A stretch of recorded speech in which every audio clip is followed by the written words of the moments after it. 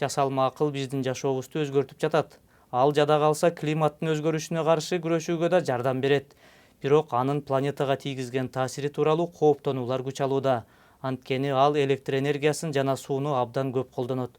Ошентип жасалма акыл климаттын өзгөрүшүн чечүүнүн бир бөлүгү болобу же ал өзү көйгөй жаратабы? Ал баарын өзгөртөт. Бул жок эле дегенде электр энергиясы, атүгүл оттун пайда болушу сыяктуу чоң революция болот. Балким андан да чоң болушу мүмкүн. Жасалма интеллект учурда дүйнөнү өзгөртүп жатат. Ал эми негизги оюнчулардын ортосунда кызуу жарыш жүрүүдө. Январь айында Дональд Трамп жеке сектордун жасалма акыл тармагына $500 миллиард инвестиция салганын жарыялаган. Биз анын ушул өлкөдө болушун каалайбыз. Кытай биздин атаандашыбыз, башка атаандаштар да бар. Биз аны биздин өлкөдө элге жеткиликтүү кылып жатабыз. Жакында эле Кытай өзүнүн өнүккөн жасалма акыл технологиясын көрсөтүп, DeepSeek'тин ишке кириши менен дүйнөнү таң калтырды. Ал эми Британиянын премьер-министри жасалма акыл жаркын келечек алып келиши мүмкүн деп билдирет.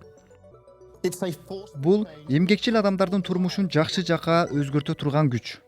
Бирок анын айлана чөйрөгө тийгизген таасири улам күчөп баратат. Жасалма акыл татаал алгоритмдердин негизинде үйрөнүп, маалыматтарды талдап, үлгүлөрдү аныктап, адам сыяктуу жооп бере алган машина. Бирок бул машиналарды үйрөтүү, аларды керектүү маалымат топтомдору менен камсыз кылуу көп энергияны жана күчтү талап кылат. ChatGPT 3-тү үйрөтүү үчүн болжол менен 1300 мегаватт саат электр энергиясы сарпталган. Бул АКШдагы 130 үйдү 1 жыл бою энергия менен камсыз кылууга жетиштүү. Жана бул ушуну менен эле токтоп калбайт. Жасалма акыл аркылуу маалымат издөө кадимки Google'га караганда 10 эсе көбүрөөк энергияны сарптайт. Миллиондогон колдонуучуну эске алганда ал күн сайын өсүүдө. Жасалма акыл серверлерге жык толгон чоң маалымат борборлоруна муктаж. Бул тармак кеңейген сайын 5 жылдын ичинде анын дүйнөлүк сарптаган энергиясы 2 эсе көбөйүп, Жапон электр энергиясынын керектөөсүнө барабар деңгээлге жетет деп күтүлүүдө. Жасалма акыл энергияны эле эмес, сууну да көп сарптайт. Бул маалымат борборлорун муздатуу үчүн көп суу талап кылынат. Мисалы, Microsoft компаниясы 1 жылдын ичинде суу сарптоо 34% өскөнүн билдирди. Бул 2500 олимпиадалык бассейнди толтурууга жетиштүү. Ошентсе да жасалма акыл бул көйгөйдү чечүүгө да жардам бериши мүмкүн.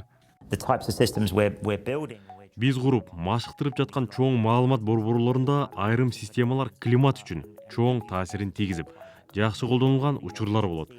Мисалы, электр тармактары менен болгон инфраструктурадан көбүрөөк натыйжа алуу сыяктуу нерселер. Ошондой эле маалымат борборлорунда энергияны үнөмдөө үчүн жасалма акылдын өзүн колдонуп жатабыз. Андыктан акыр аягы бул системалар азыркы караганда энергияны бир топ үнөмдөп калат деп ойлойм. Жасалма акылдын жардамы менен энергияны натыйжалуу колдонуп, акылдуу технологиялар 2030 жылга карата глобалдык парник газдарынын эмиссиясын 5-10% кыскартууга жардам бермекчи. Бул бүткүл Евро биримдиктин жылдык эмиссиясына барабар. Жасалма акыл учурда климатты изилдөөгө, аба ырайын билүүнү жакшыртууга жана табигый кырсыктардын алгачкы белгилерин аныктоого жардам берип келет.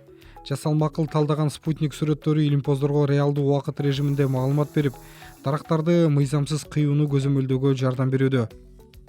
Ал кайра жаралуучу энергияны да өндүрүүнү жакшырта алат. Компьютердик алгоритмдер шамалдын качан болоорун алдын ала тагайтуу менен шамал турбиналарынын натыйжалуулугун жогорулатууда. Жасалма акыл көп энергия сарптай турганын түшүнүп, ири технологиялык компаниялар аны кайра жаралуучу энергия менен камсыз кылууга убада беришти. Бирок АКШ кайрадан казылып алынган отунга өтүп жаткан чакта технология гиганттары жашыл саясатты мындан ары карманабы? Ал жасалма акыл дүйнөнү жакшы жакка өзгөртөбү же жаман жагына бурабы аныктамак.